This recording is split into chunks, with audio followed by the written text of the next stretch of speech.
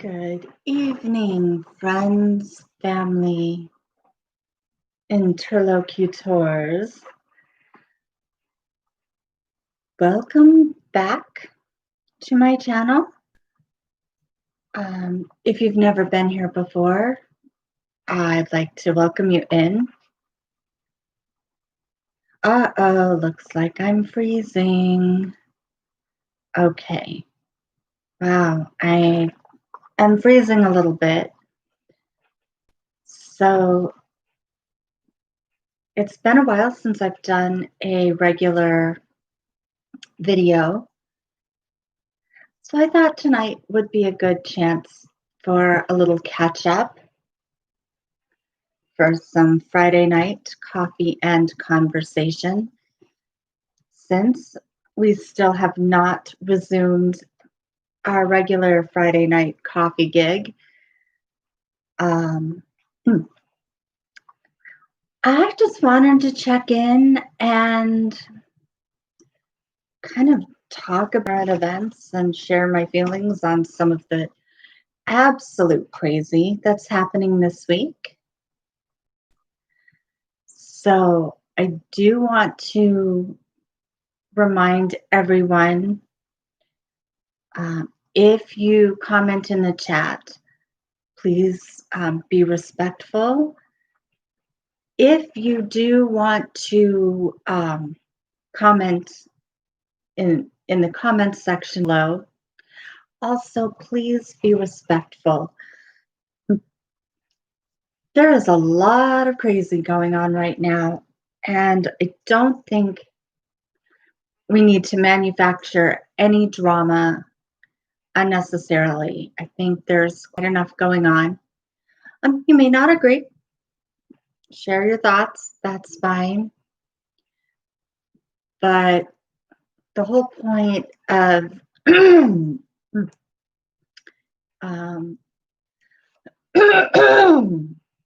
excuse me. The whole point of being here is to have a conversation. So, excuse me, that's my throat is really dry and scratchy. I apologize. So as I was saying, the whole point is to have a conversation, to talk about what's on our minds, to talk about what's going on in the world, not to pick on each other, not to start fights with people online, which is actually one of the things I wanted to talk about. I've been watching a lot of true crime videos. Those of you who know me know my absolute obsession with true crime and the justice system. So in some of the comments that I've been reading related to some of the videos, I cannot believe how angry and hateful people can be. I think being online and the anonymity of hiding behind our computers and not having to face one another really a false sense of security. People say the most awful things to each other when they think they won't be held accountable. So I've gone out and actually checked on a few channels because the person was just so disrespectful or so just angry and misinformed, to find that there are a lot of children, teenagers, young people. that watch videos and post really obnoxious things. So I I just wanted to comment on that a little bit because we all remember what it's like to be young, less informed than we are now, thinking we know everything, lacking the maturity to know when to back off. So I just wanted to bring that up because I started to let it get to me, to be honest. I got very frustrated with a couple of people, and I risked losing my cool a little bit. I got pretty worked up over a couple of comments. Not proud of that, but it's true. And that's what we do here, right? We're honest. We talk about the world as it is. We talk about our feelings, keeping it real and raw, right? So that's that's part of what we have going on. So not proud. Went and checked out who was commenting to keep my comments back age appropriate, and actually ended up flat ending a couple of conversations and deleting some of my own responses just simply because one, the videos that were being watched probably weren't appropriate for the age. I can only assume the other commenter was. So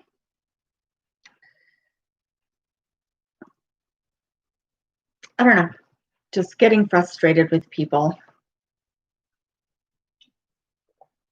So it's been almost 2 weeks since my birthday. Yes, coffee, ginger ale. And that's a light collection of my beverages. I am sometimes crowded with coffee, tea, iced tea, hot teas, soda, and a bottle of water. So there you go. I like variety, right? So the next thing I want to talk about actually is a much bigger deal. All these flippin' riots. What is up with that? Seriously. The cop has been arrested and people are still protesting. I don't understand. In the United States, we have a process. And here, let me look it up. I can't remember his name.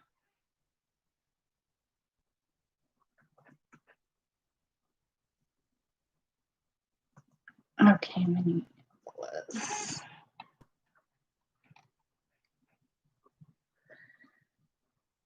Okay. Yeah. I don't remember the name of the officer that's charged in George Floyd's death. Here's somewhere. mean, I've read it a dozen times today. Chauvin. Yeah, that guy. Former Officer Chauvin. So, while I don't think any of us support his actions or the actions, lack thereof, of the other officers involved, we do want the process to be followed appropriately for a couple of very big reasons. So, one, if it was any of us,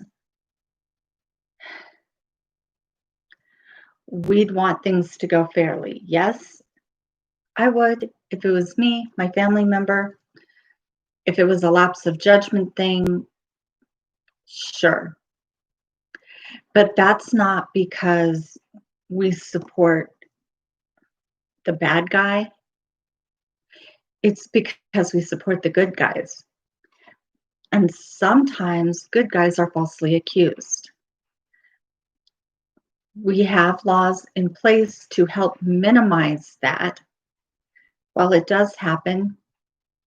And I'm the first to advocate for a fair trial and a fair process. It's important in every case because if it isn't followed in the obvious cases where you know the person's guilty, you can't trust that it'll be followed when you're not so sure. And having already been on the receiving end um, for a member of my family being brought up on false charges, yes, I know, middle class white girl. How does this happen? It doesn't happen to us. Well, yes, it does. Um, Not like it does other demographics. But I just want you to know some of us know for a fact that false charges are brought up against people. Some of us know from experience that the police do not always tell the truth. And investigations are not always fair. We like to hope the system will work the way it's supposed to, and I believe most of the time it does. But sometimes you get that one bad cop, that one bad prosecutor, that one prosecutor trying to make a name for themselves, that one guy trying to use his position in the public defender's office as a political stepping stone. And things can go dreadfully wrong. Therefore, we want the process to be as fair and equitable as possible, no matter who the suspect is. Because again, if they screw it up on a bad guy, they'll screw it up on the good guy. Reason number 2. If they screw up the investigation, don't give it enough time, don't get all the facts in order, the bad guy might go free. Do we want this cop to go free? If it turns out that he really did intentionally let Mr. Floyd die? Is that someone you want continuing to operate on a police force? Is that someone you want walking the streets in general? I don't. I would much rather take our time and get it right and make sure the charges stick than to go into it haphazard, all just willy nilly, all over the place,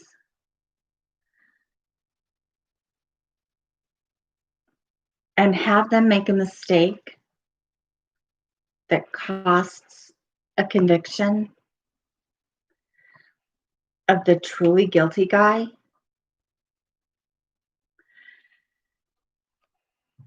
I'd rather them get it right. That's just me.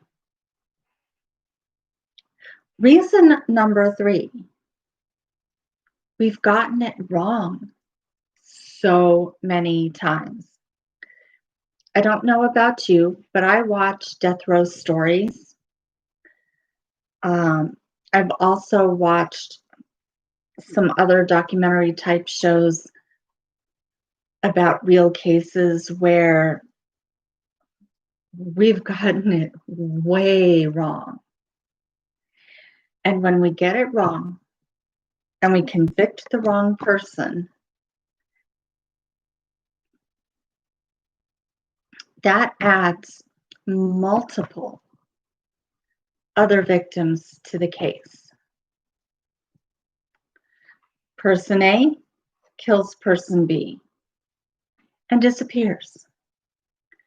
Person C gets charged and convicted. Well, now person C, who had nothing to do with it, is a victim of person A because now he's doing the time for the crime the other guy committed. That's not okay in my book. That is not and never will be okay. In fact, I find it completely unacceptable. So now we have victim 1, the person who was murdered, victim 2, the person who's wrongfully doing the time for it, and their family, whoever that may be. Their parents lose their child to the prison system or capital punishment if the death sentence is ordered. Somebody shouldn't give their life for a crime someone else committed. The best way to minimize that, let's take our time and get it right. So, why are people out there rioting, protesting? So, the officer gets put on administrative leave for them to investigate. It wasn't even a whole 24 hours, and he was flat fired. Gone, poof, bye bye, you're done. So, with that said, that's a whole, that's big. How often do we hear of police officers immediately being fired within less than a day of causing someone's death? I can't think of a single time in my life that I've heard of that. So the fact that they fired him, that's a pretty good start. Don't you think? I think it's as close to ideal as I think we can get for that kind of situation. We can't bring we can't bring George Floyd back. And that breaks my heart. He didn't deserve what happened to him. I don't care what crime they thought he committed. I don't care what his criminal record was from 5 or 10 years ago. That had nothing to do with what happened Monday. So, what I think is that they did a pretty good job of getting this under control, getting a handle on investigating this from the start. 4 days later, Tuesday, Wednesday, Thursday, yeah, 4 days, not even a full 4 days. And he's been arrested. So, what are people protesting? What is that about? Riots? Seriously? I read a headline about California, a freeway being blocked by protesters. What are you protesting in California? What is the legal system, the state government, anybody in California going to do about the death of a man in Minneapolis? I mean, that is a very long way away. What is the point? Blocking traffic so you're going to make the problem better by making it worse? I don't understand. I really don't understand. And then now we have the third precinct in, or third district, third whatever it is. How did they word that? Third district. Yeah, the third district. On fire? Seriously? Please, if somebody understands the thought process that goes into this, please, please, please let me know. Rioting, looting, robbing, arson, how does any of that bring that man back to life and give him back to his family? It does not. Is any of that going to change what happened? No. Is any of that going to inspire improvements to the police force, to the justice system in that area? No. It serves no practical purpose. They're doing more harm than they are good. I don't understand what they are hoping to accomplish. What more do people want? They've arrested the cop responsible. What more do they want? They're investigating. We're watching on the news that a curfew has been imposed because of the rioting. Good job, people. You know, I think I talked about this in one of my other lives recently. The First Amendment gives us the right to protest. It gives us the right to free speech. We can have our opinion without fear of legal repercussions. Doesn't mean we have our opinion without criticism. It doesn't mean we have our opinion without consequences. It means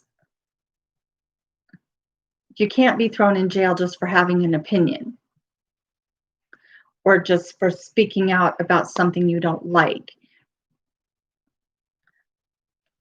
The First Amendment gives us the right to peaceably assemble, peaceably. Starting fires is not protected speech. Blocking other people's freedom of travel is not protected speech.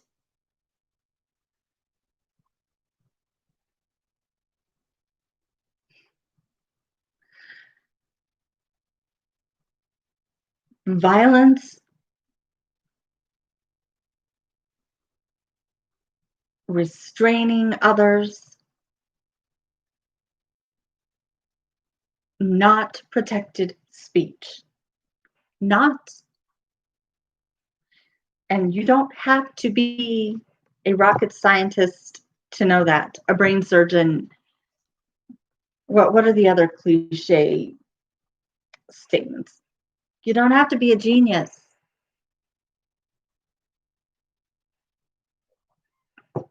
All you have to do is be human to know that there's a difference between being peaceful and being violent. Violence is not protected.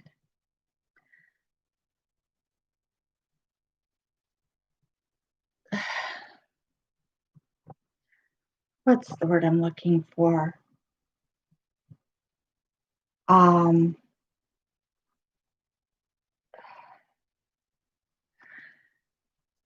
Not sabotage.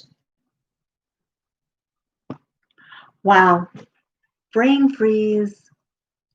Destruction of property.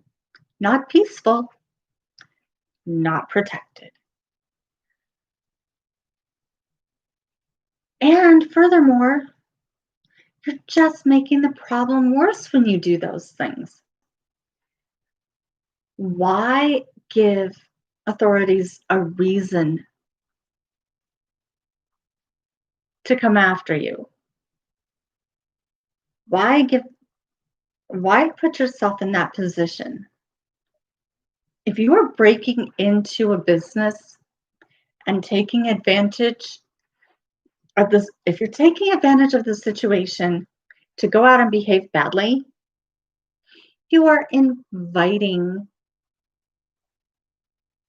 law enforcement to come get you because you are breaking the law. That's your fault, not theirs. If you throw a Molotov cocktail or you light a store on fire, you are breaking the law. That is your doing. You are at fault, not the police. Two wrongs don't make a right. I don't know about you. I heard that a lot growing up. Two wrongs do not make a right. Doing something bad does not make the first bad thing not have happened. It doesn't reverse previous events. So to me, it doesn't make any sense. What is it people want? We've done, wow, like I'm like thousands of miles away from this myself. I'm not even involved. I'm just this person sitting in her home on a Friday night. Mm. So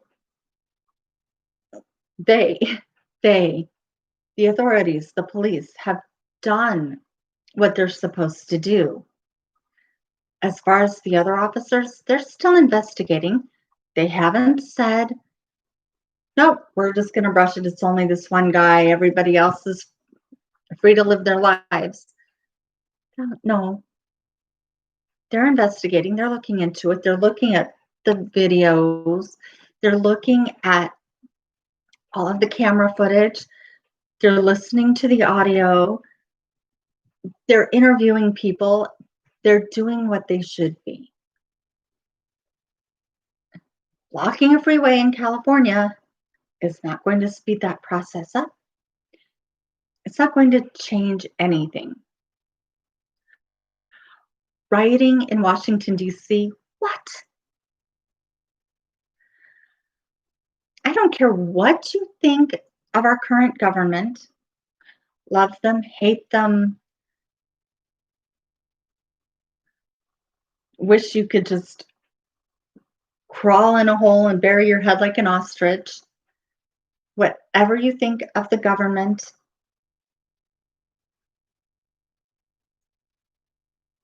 the federal government didn't do this. A few bad cops in Minneapolis did this. So that's my little rant about the George Floyd situation. Please, people, exercise some common sense. Use your intelligence. Stop and think before you go out and do these things. And do the right thing.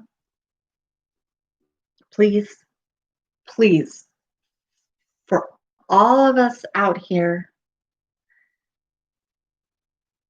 that have to sit here and watch this foolishness, for your families, for yourself, please stop and think before you go behave badly because of something that happened.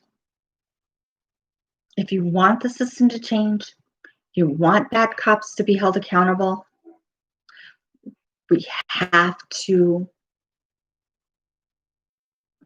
hold them accountable and hold them to a higher standard,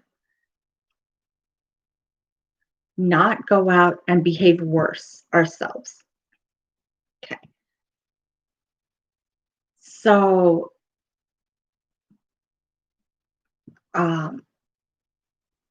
a lot of other things.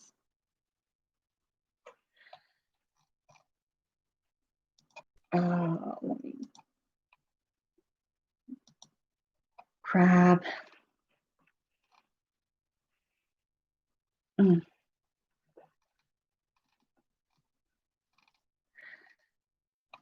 So Suzanne Morphew. I don't know a lot about what's going on with her case other than what is up in Colorado. I was born in Colorado. I grew up in Colorado Springs. And I swear, this last year and a half has been insane. So, Suzanne Morphew, I heard a piece of an interview with her nephew, and he said they found her bike.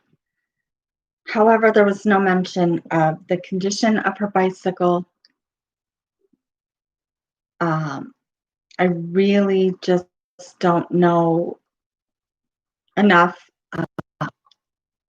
They did, the authorities did cordon off her home. They went in and did take several items. However, the house has been released back to the family. So I'm anxious to see what happens with that. For those of you who don't know, Suzanne Morphew is a 49-year-old woman who went missing, or who was reported missing on Mother's Day. And it's very suspicious. Her husband was reportedly in Denver. There's mixed information out there about whether or not he actually was in Denver. He is a volunteer firefighter, and he had said he was going to be in Denver for training, although his fire department wasn't having any training that weekend. They did advise that sometimes the firefighters will get training on their own, which makes complete sense to me. So there's really no confirmation. It's just still on the list of things going on, right? And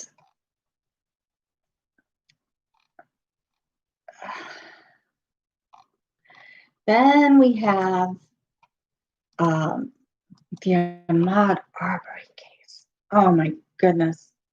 That one's insane. The McMichaels, I don't know what those guys are thinking. Don't know what they're up to, other than very poor judgment and some really evil behavior. I don't know what made them think that their argument, their defense was going to be viable. Sorry, guys, stand your ground. Does not apply if you're the aggressor. You don't get to ambush someone and then claim self-defense. Does not work that way. Scott Reich explains it very well on his channel, Crime Talk. Even if you go look at the Georgia statute, the way it's written is clear.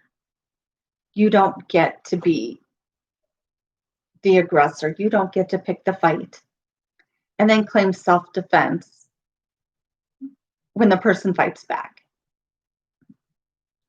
Again, you don't have to be a genius. I don't know what these guys think they're going to accomplish with that argument. The one thing I'm really curious about, though, that I'm just not sure about, don't understand, and I need a lot more information. But I am tired. I cannot remember anybody's names tonight. The guy that took the video.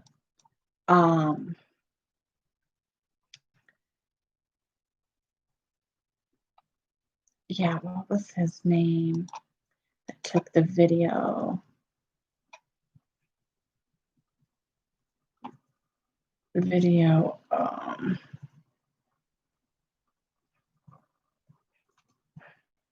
Okay, they arrested the guy that took the video. And they're charging him also. with murder, and that one I'm not sure I understand completely because I've heard conflicting information. Some reports say that he just saw Mr. Arbery running down the street and just kind of followed to see what was going to happen. And I've heard reports accusing him of being involved in kind of following and trapping Mr. Arbery.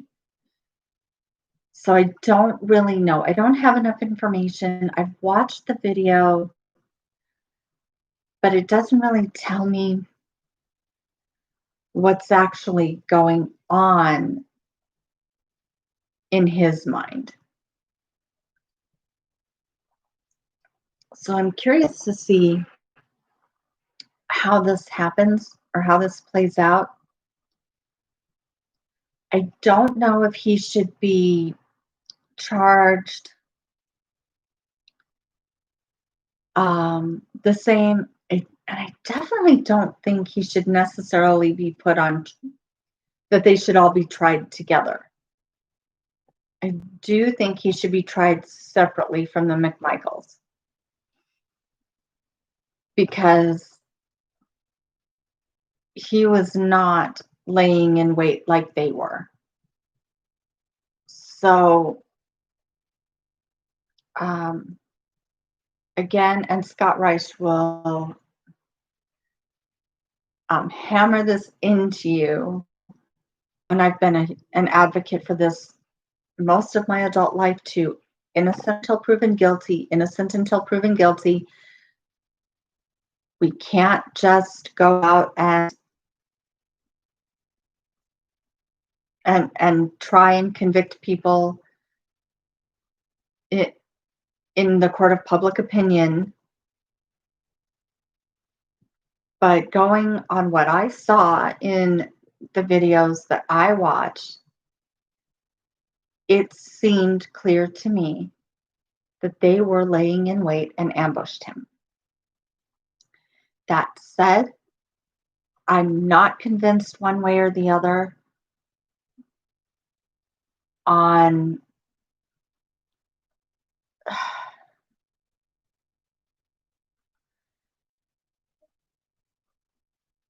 Roddy, that's his name. Roddy Bryan, thank you. I just came to me finally. Anyway, so I don't know that the same can be said for him. Camera on? Camera's on. All right, let me get out of these. What are we talking to today?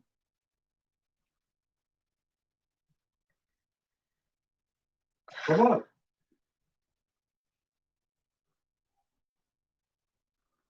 Who are we talking to? Pop it up. You're embarrassing us both. That, my dear, is impossible.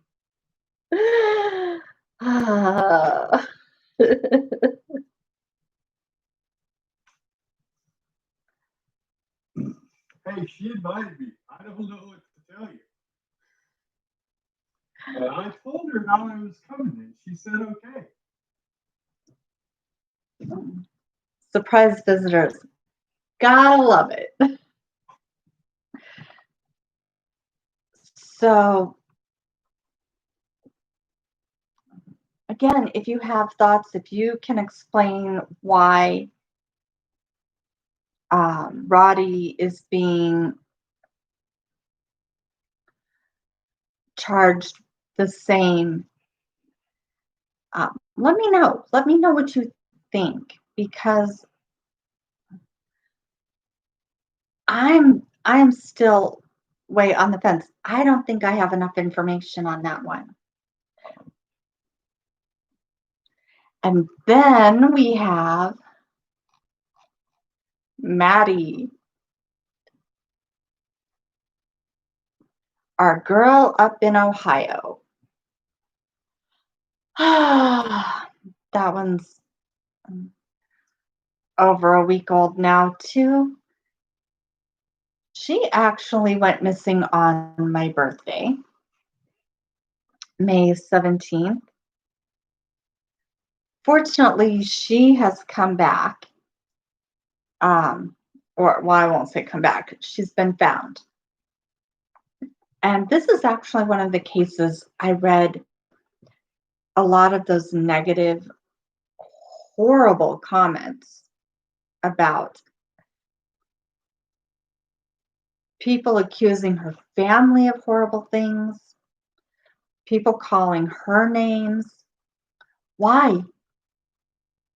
Why? We don't know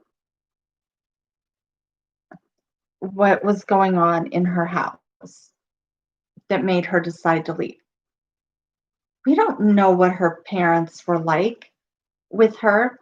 If you do know, if you know them personally,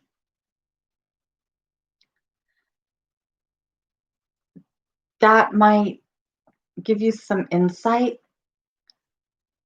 but I guarantee you that there are at least 300 million plus people out here that have never met that family, that don't know anything about them. Calling this girl a spoiled brat, a troublemaker, an attention hog, all these things does nothing to help the situation. She's a young woman. I don't know if you remember what it's like to be 18. I do. It's a tough age. And some of us did not make the best decisions because at that age, you're barely a legal adult. You have all this new freedom and the whole wide world and your whole life ahead of you.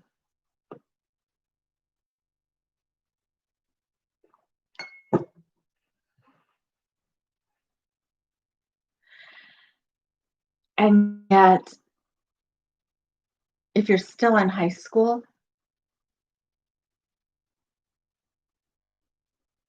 you're still somewhat bound by the rules. If you're living with your parents, you're still bound by their rules. It's tough because you're there's a lot of pressure. And if you're not happy at home, which there could be any number of reasons, it doesn't have to be severe abuse. Sometimes it is, but it doesn't have to be. Sometimes your parents just don't understand your goals for the future, and you need to get your head on straight so that you can be focused and go do good things with your life. Maybe that's where she was at. We don't know. Calling her names is so uncalled for. Criticizing her family for taking in the guy who was her boyfriend at the time she disappeared. So the understanding is he'd been living there for 5 years. And I've seen a lot of criticism of that too. Let me tell you, just because a family takes in a teenager of the opposite sex from your own child doesn't make them bad parents. It doesn't mean shenanigans is going on. Maybe they weren't even boyfriend, girlfriend at the time. We don't know. All I know is I've read a whole lot of criticism. So again, my take is we don't have enough information to make those kinds of judgments. And I can tell you from experience, sometimes a family takes in another child, and that's a good thing. If the child is struggling at home, maybe it's better to give them a safe place to be rather than have them run away and end up on the streets, have them turn to drugs, have them end up in who knows what kind of situation. If you can help provide a safe place, I say why not? My mom did. Oh, my hair. My mom took in friends, uh, and it ended well. Gave the kids, I mean, it happened a couple of times till things could get straightened out for them. No shenanigans ever happened. We had one of my schoolmates live with us for, oh, I don't know, over a year because I moved out and got married, and he still lived with my mom. And nothing shady ever happened. He was a good guy, and he was struggling at home with his parents. My mom gave him a safe place to be and space. Space. And that was a good thing. He stayed out of trouble, got a job, went to school, all the things that you would expect. Now, my home wasn't exactly easy when I was a teenager either. So these things did work out during different periods. We had troubled periods too. The bottom line, the point is,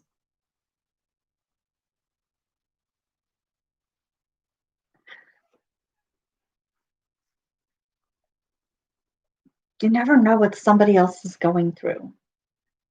Don't know what's happening in their life. And sometimes we don't use the best judgment. I moved out and got married. Okay.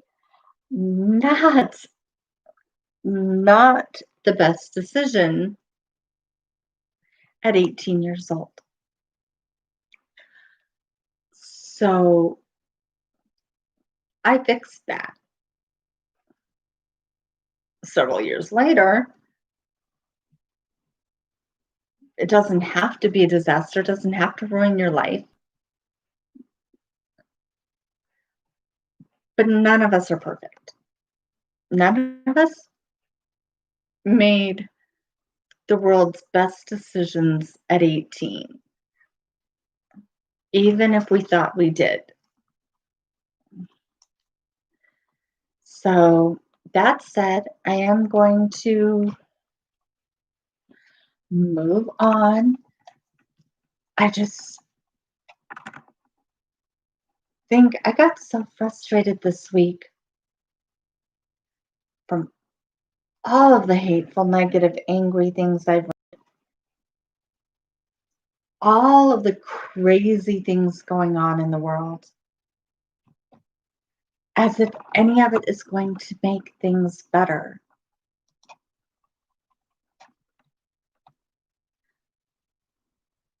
So I just, I don't know.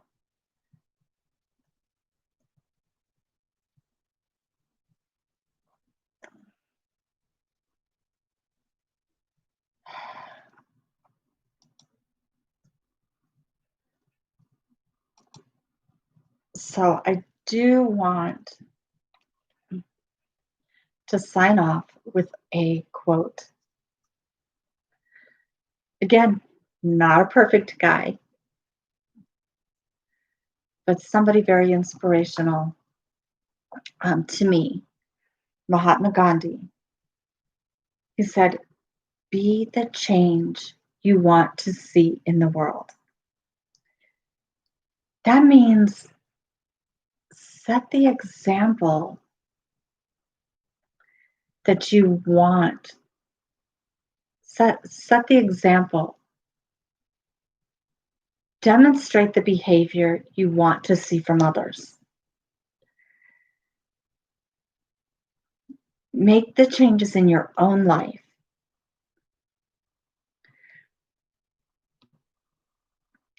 That will inspire other people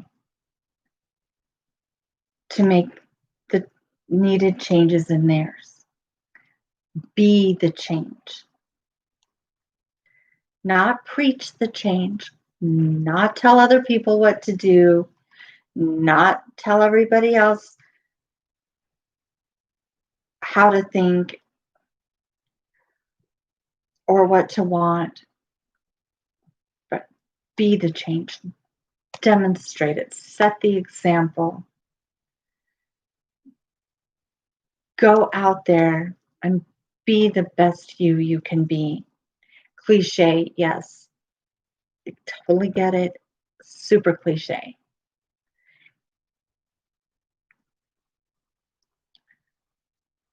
But be the change. Embrace it. Set a good example. Do the right things. Make good choices. Be the change you want to see in the world. On that note, I will say goodnight. Thank you for joining me. If you enjoyed our talk tonight, please like, subscribe. If you subscribe, please hit the bell. So hit the bell, yeah. Hit the bell so you can be notified when I go live or when I post something new. I am not monetized. I don't have near enough followers for that, and that's fine because that's not what I do this for. I have a full-time job. I do not have time in my life to be on every social media platform multiple times a day like a lot of people have. So I just wanted you to know that. Not monetized at this point. Just looking for conversation, communication, connection.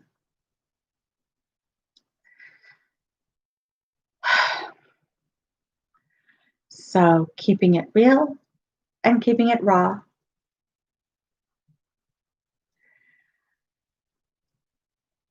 I want to say thank you for joining me, listening to me put my thoughts out there. Have a wonderful evening and stay blessed. And I will see you next time. Good night.